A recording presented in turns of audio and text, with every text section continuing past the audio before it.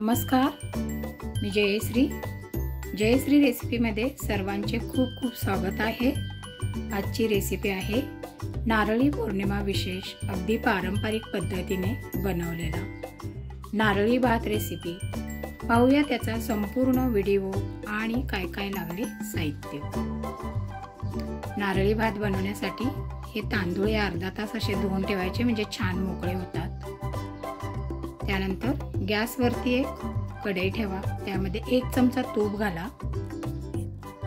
तूप थोडं वितळल्यानंतर लवंग 2-3 आणि दालचिनीचे 2 बारीक तुकडे घालायचे।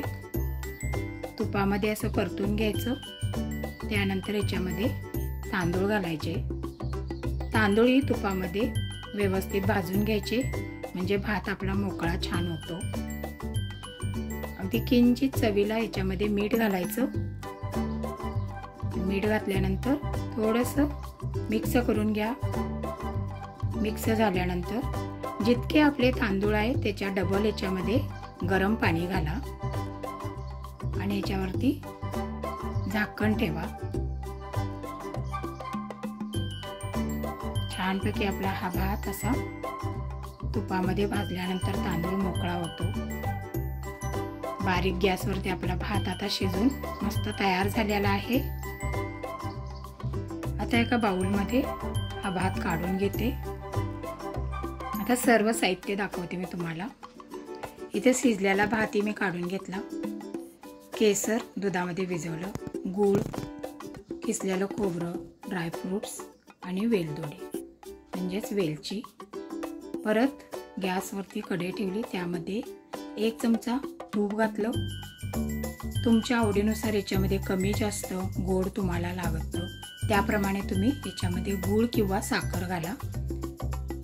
तर मी गूळ घातलेला आहे। हा गूळ वितळल्यानंतर किसलेलं खोबरं आहे ते घालायचं।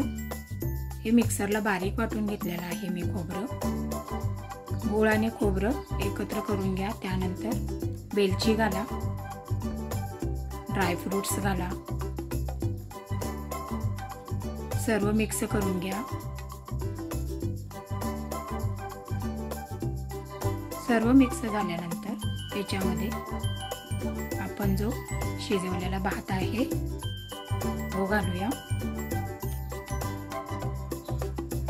भात वगैरे सर्व मिक्स करा, व्यवस्थित मिक्स करून घ्या।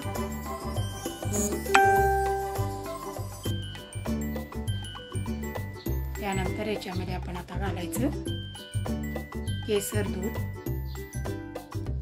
10-15 मिनिटांसाठी गरम दुधामध्ये केसर घालायचं, म्हणजे छान असा कलर येतो।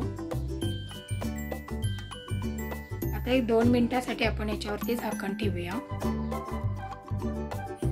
तर 2 मिनिटांनी पहा कलर किती छान आलेला आहे केसरमुळे। अगदी अलगद असं हलवायचं, तर छान असा मोकळा आपला नारळी भात तयार झालेला आहे।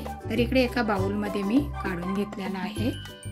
मग कशी वाटली माझी आजची स्पेशल नारळी पौर्णिमा विशेष अगदी पारंपरिक पद्धतीने मी दाखवले तुम्हाला। माझी रेसिपी आवडली असेल तर लाईक करा, तुमच्या फ्रेंड ग्रुपवरती शेअर करा। माझ्या चॅनलवर जर तुम्ही नवीन असाल, सबस्क्राईब केलं नसेल तर लगेचच सबस्क्राईब करा आणि सर्वात महत्त्वाचे खात राहा, आनंदात राहा। आणि संपूर्ण व्हिडिओ पाहिल्याबद्दल धन्यवाद। पुन्हा भेटू अशाच नवीन रेसिपी सोबत। तोपर्यंत बाय बाय।